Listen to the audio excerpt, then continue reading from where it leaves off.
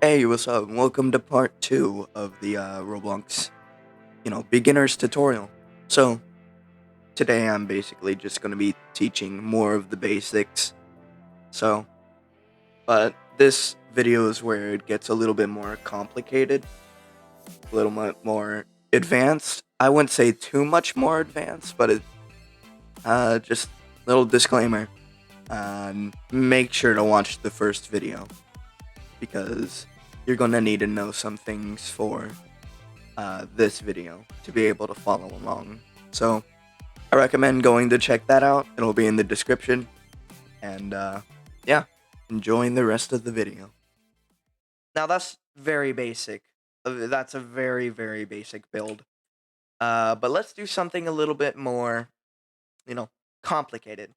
Let's get a cylinder in here. And let's compare it to our character. Now, what you want for this is for it to be like that. Just about like that. Now what you want to do is duplicate it. Now, I would, under normal circumstances, copy and paste this.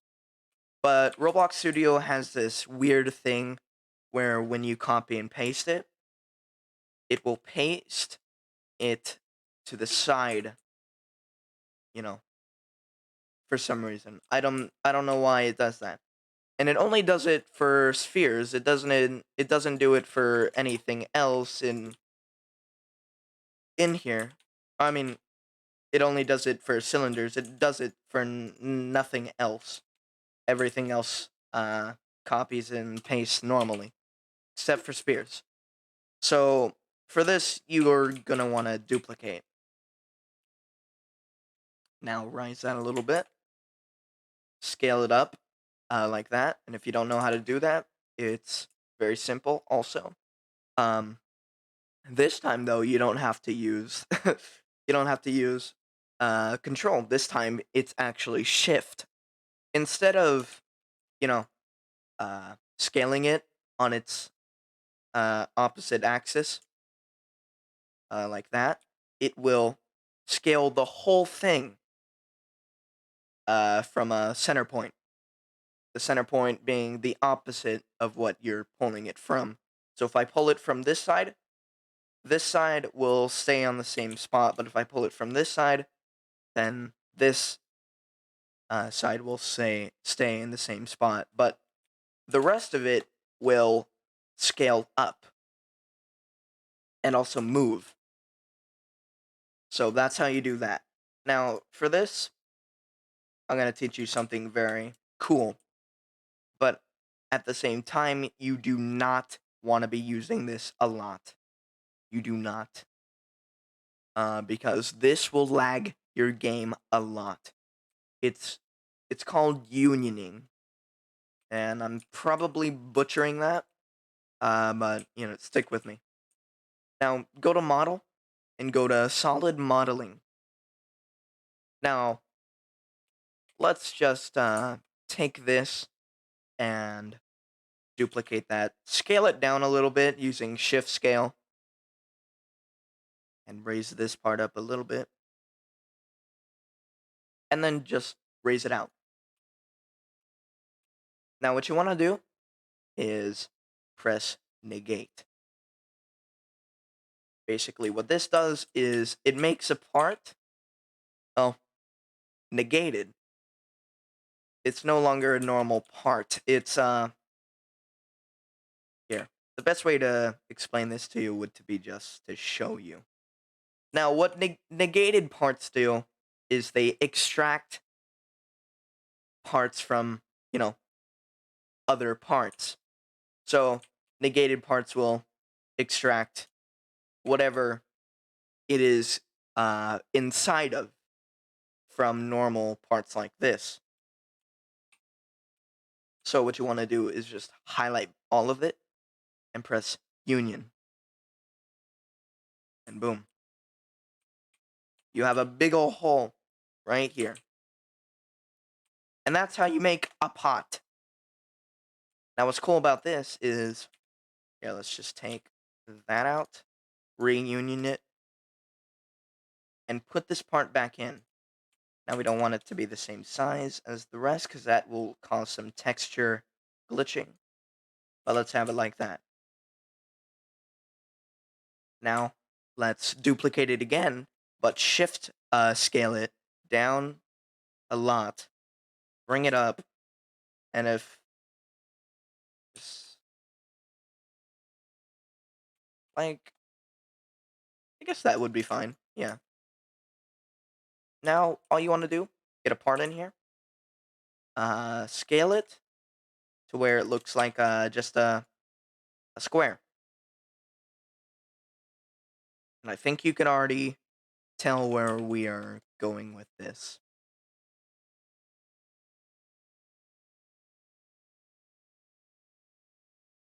Now, have it right here, and that's a little too big, so I'm gonna scale it down a lot.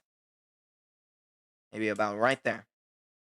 Now with this, I'm gonna turn on rotation. So once I have that turned on, I'm just gonna duplicate it,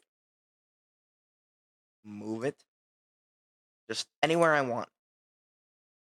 Now I will highlight both of them, duplicate both of them, and move it again to any random spot. Now I will highlight all of them again, duplicate it, and rotate it to any random spot. And boom, you have a little tree. Do keep in mind that this can cause lag, since there are a lot of parts in one area, especially when you're trying to move it, for those of you who don't have really good computers. Now, for texturing, I would just highlight all of this, go down to properties, change it to any green color of your choice, go down here to grass, press that. That's a little too dark. I'm gonna go with that. Now go down to the stick, choose burnt sienna. I don't know how to say that. Just pick this color right here. Now go down to where it says slate. Pick that. And now it looks like wood, sort of. You don't want to use the normal wood texture because that's for tables and stuff. You don't want to use that. It doesn't look very good. It doesn't look like a bark. So I would just use slate. Now for this, I would go down here. I would also pick slate for this and just go to a color like that. Make it look like dirt. Now you're going to have to separate this, which is basically just ununion something. So do that because when you have it unioned, you can't change the color of it, no matter what you do. You can only change the texture, which sucks. But you're gonna have to deal with this when you're dealing with unions. So separate it. Pick both of these, and just pick neon orange. That should do. And boom, you have a nice little potted plant. And now you can highlight all of it and press Control G, and that will, you know, group it. It'll make it a group. That's how you make a little potted plant. Now, also something you can do, which is pretty cool, is you can make a bullet. And this is really easy. It's not as hard as you think it would be. All you need to do is a couple basic shapes, which is two shapes. Cylinder. You can scale this to whatever you want. You can scale it down later. And a block. You can make a bullet from a block and a cylinder. Now you're probably asking, how do you do that? That doesn't even make sense. Well, I'll show you. First of all, you want to scale it down to what feels accurate for a bullet. Let's see, like that. And remember, you can scale it down more later to like an accurate size of a bullet. Now what you want to do is duplicate that. Bring it all the way down here. Bring it out a little bit. And then shift scale it down a tiny little bit. You don't want a lot. This is barely even something you can see when it's bullet sized. And then bring this again, scale it like that, and align it with the other one. It doesn't have to be perfect, because no one's going to notice a lot of it. Now, again, you're going to take this, bring it out here,